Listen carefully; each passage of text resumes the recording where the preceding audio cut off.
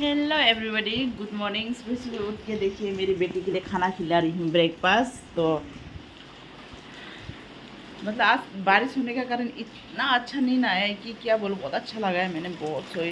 देखिए आज बहुत समय के बाद बारिश आई है। इतना वेदर क्लीन लग रही है, इतना बढ़िया लग रहा है। वाह, बारिश आया है। बहुत लॉन्ग टाइम के बाद बारिश आएगा। इस हालत ख़राब हो गई थी गर्म से।